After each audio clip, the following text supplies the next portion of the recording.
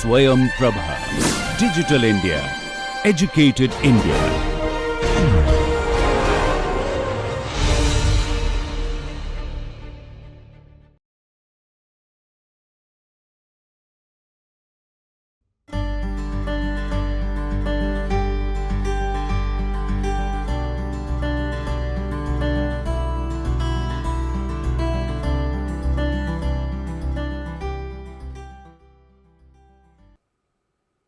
The Delhi Sultanate is very important in the history of India, in fact in the history of the whole of South Asia. The Delhi Sultanate, situated at Delhi, started off as a small kingdom that was run by governors who were appointed by the Ghurid dynasty in Afghanistan. Qutbuddin Aibak, one of their slave generals, was appointed governor of this province, and he set up an independent kingdom as soon as the rule of the Ghurids weakened. Delhi was strategic because it controlled the gateway to the fertile Gangetic plain for anybody who came in from the northwest quadrant of South Asia. The Delhi Sultanate under Alauddin Khilji carried out a series of raids in which it subdued most of peninsular India and exacted tribute from all those kings. After the Khaljis, Muhammad bin Tughlaq, a very ambitious and capable king, conquered large parts of South Asia, which he intended to keep as his empire. Unlike the Khaljis, he did not want to exact tribute, but wanted to rule over the whole of South Asia. He shifted his capital from Delhi to the Deccan at the site of Devgiri, which he called Daulatabad. But as soon as his rule weakened, the whole of South Asia splintered into a number of independent kingdoms, independent sultanates, such as the Sultanate of Bengal, of Gujarat, of Jaunpur, of the Bahmanis, the kingdom of Vijayanagar, the Sultanate of Madura, of Khandesh, of Malwa, and so on, of the Sammas of Sindh. And it is these sultanates which, and also kingdoms, Vijayanagar is born at the same time.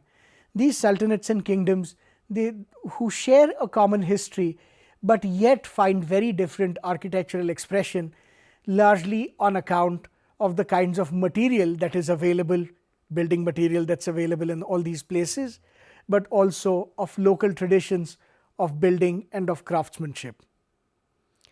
These sultanates will have regional identities that are different, partly shaped by different architecture, but also the evolution of new languages that will emerge under their patronage. And so, let us look at 3 or 4 sultanates and see how they vary despite having commonalities in terms of their architecture. We'll start with one of the earliest sultanates, that of Bengal. The Bengal Sultanate had its capital at a place called Gaud. It was moved to Pandua, where the Adina Mosque was built. Then it moved back to Gaud, which are all in the same region in North Bengal today. The Adina Mosque was the greatest mosque built in India in the 14th and then the 15th century, and even today stands as testimony of the might of the Bengal Sultanate. The mosque, like a lot of buildings in Bengal, is built in brick, except for the bottom portion, which is built in stone. In Bengal, stone is a material that's very difficult to find, and therefore it becomes a prestige building material. Brick made out of clay is abundant because clay and mud are abundant in Bengal. Good building stone has to be brought over large distances. And therefore, if you look at a number of buildings in Bengal, such as the Adina Mosque, you will see that the bottom is done in stone and the top is done in brick or terracotta. Stone does get used extensively in areas that are of importance, such as this mihrab, this area of a mosque which is central as a focus of worship. The stones that support all the columns. The foundations will be built in stone, but on top you have exquisite brickwork of a kind that is not found anywhere else in India at all. The mosque is of enormous dimensions, though it doesn't survive in its entirety. And this prolific use of brick and terracotta really predates everything. In the mosque at Adina, you have exquisite examples of brickwork and terracotta. This kind of decoration becomes the hallmark of architecture in Bengal over the next several centuries. The famous temples at Bishnupur will be using exactly the same materials. But this is the first instance after the decline of Buddhism. You have a lot of Buddhist stupas in Bengal which use the same materials of terracotta and brick, and here you have these magnificent mosques and tombs. Again, no design is repeated in the multiple arches that are on the Qibla wall of this mosque at Adina. New patterns of brickwork and terracotta, really in the hundreds, can be seen here. All kinds of innovation and experimentation is visible. There is complete mastery over this material, and that is because the artisans used are local artisans who really know how to use this well. As we said, stone is used only in areas that are of ritual or symbolic importance, and therefore every time you have inscriptions you will have them in stone. Any kind of focal point in the building will be in stone, but the rest will be all in brick. An example of where stone is used sparingly. More views of the mosque, and this kind of view gives you the makeup of a lot of these buildings, where the bottom is completely in stone and the top is done completely in brick. More typical of the mosques of the Bengal Sultanate is the Lotan Mosque, a mosque with a single big span covered by a dome, built completely in brick, with these curvilinear roof lines, and what would have once been covered completely in glazed colored tiles. Bright blues, yellows, greens, reds would have made up the color composition of this building. And while we see them as built out of dull red brick today, it would have really been colored very differently. The unusual mosque that you have in Bengal is Qutbuddin's mosque, because it's built entirely in stone. Very rare for this region of the country. Another mosque that is built completely in stone is the Baradwari Mosque. Again, unusual and rare. But even if you look at the fortification around the capital cities of the Sultanate, they are all in brick. Brick and terracotta displaying high virtuosity in ornament. When you look at the moldings of this doorway, the Dakhil Darwaza, it mimics the moldings of Buddhist stupas and of Hindu temples. In fact, a number of small ornaments seem to be derived from pre-Islamic sources. Now contrast this with the other side of the country, a sultanate that is set up in Gujarat in 1411 and which finds its apogee in the early 16th century. One of the earliest monuments built in Gujarat is Ahmad Shah's mosque, the mosque built by the founder of the dynasty. The buildings in Gujarat are built completely in stone. This is a region which has high proficiency in stone carving, as can be seen in the Jain temples in the region built in the 11th and 12th and 13th centuries. And almost all mosques in Gujarat will follow this pattern of a large central portal flanked by low walls with openings, on the inside of which might be a shallow corbelled dome supported on an octagonal ring of columns. These corbelled domes will have carved decoration much like you will find in the marble temples at Dilwara. The jalis that you find at temples are also replicated in these mosques. All the motifs that you see, all the traceries that you see in the mosques of the Gujarat Sultanate can also be seen in the pre-Islamic temples of Gujarat. There is a wonderful book on the traceries of Gujarat by the eminent scholar M.A. Dhaki.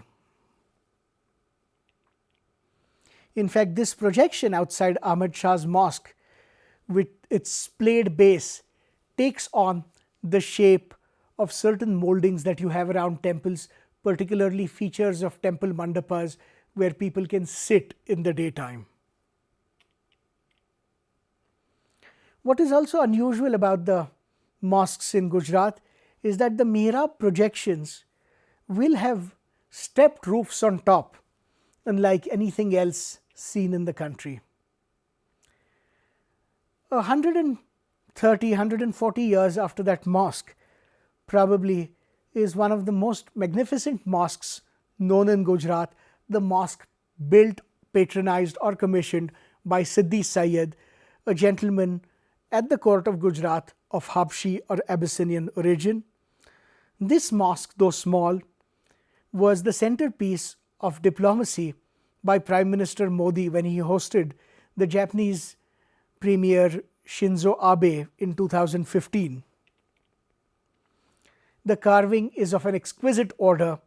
Again, motifs like the Jain Kalpavriksha are modified to suit the decoration for a mosque. But what is most magnificent about this mosque are not the simple screens at the ends, but the screens on the mihrab wall, which represent various kinds of vegetal decoration. Made famous the world over, this mosque really is one of the finest examples of Gujarati jali carving. This trellis work is called a jali, and Gujarat is one of the places from where the Mughals will also learn about it and take it back and build exquisite jalis such as the ones in the shrine of Salim Chishti at Fatehpur Sikri. There are other buildings such as the mosque and tomb of Rani Sabrai, also in Ahmedabad, that you find built under the Gujarat Sultanate. There is a lot of innovation and experimentation. One of the commonest forms for tombs arrived at in the Gujarat Sultanate is a plan that is a series of concentric ambulatory passages supported on columns with a large central dome, and the whole building is surrounded completely by these jalis set in squares. This is the tomb of Rani Sabrai, across from the mosque of Rani Sabrai, details of which you see here. Again, the same decorative motifs that you would find on temples in Gujarat are used here, but with a very different logic. Note that the minarets are very slender and therefore have not survived so well in the case of most mosques in Gujarat. If you look at the side of this mosque, you again see a feature that's very unusual for a mosque, these two balconies, which are more reminiscent of medieval temples than of mosques. Also note the heavy brackets underneath, very much part of the idiom of temple building in this part of India. A unique structure that you find in Gujarat in the city of Ahmedabad is the Teen Darwaza, a big processional arch that separates the royal quarter from the big congregational mosque. Under Mahmud Begada, the most successful of the Gujarat Sultans, Champaner becomes the place where a lot of innovation and experimentation in architecture takes place. But what is notable throughout, whether it's Ahmedabad, Champaner or elsewhere, is that all buildings are built in stone, and they borrow very heavily from traditions of temple architecture rooted in the region. This is completely unlike Gujarat. There is no brick being used, there is no terracotta being used, and even the shapes of the mosques are completely different from the Adina mosque or the Baradwari mosque that we've seen in Bengal. And here are the corbelled domes supported by an octagon of columns, very similar to corbelled domes you will find in the Sabha Mandapas of Hindu and Jain temples of the Solanki period. Further south in the Deccan, you have a sultanate called the Bahmani Sultanate, which does things very differently, because a lot of times they borrow designs directly from West Asian lands, notably Iran. And so if you look at something like the madrasa of Mahmud Gawan, built sometime in the latter half of the 15th century, what you see is an Iranian design having a big courtyard and 4 massive portals on all sides. Of course, this building was repeatedly struck by lightning and is quite ruinous right now. What you also see is decoration that you don't see commonly in India of blue glazed tiles, something one associates with Iran and Central Asia and not really with India. The Deccan is the place where you will find this decoration on select buildings. The fort of Bidar, again built under the Bahmanis, is also very unusual, because though it is built of stone, the stone is all dressed and used as one would use brick. This is a very different idiom of building. The decoration a lot of times is in these blue glazed tiles, influences borrowed directly from Iran. You find this continuing into the 16th century when the fort is taken over by the Barid Shahs.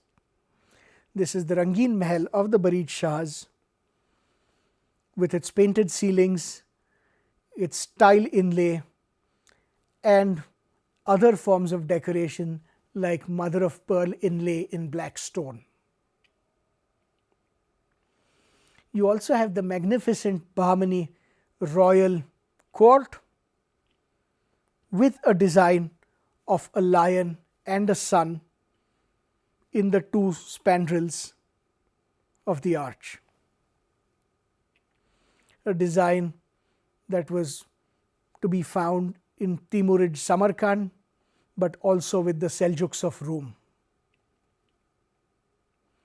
The Bahmanis moved their capital to Gulbarga, where they build a mosque that's completely unique in that there is no courtyard, it's completely covered, and the rear of the mosque also looks unlike any other mosque that we know of in India.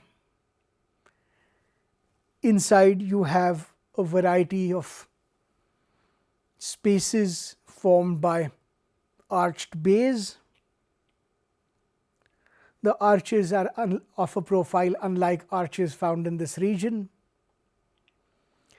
And the greatest legacy of the Bahmanis is their capital from where they ruled for 2 years when they found themselves as a dynasty, Daulatabad, the impregnable fortress, which then will become the capital of multiple dynasties, including the Nizam Shahs under Malik Ambar.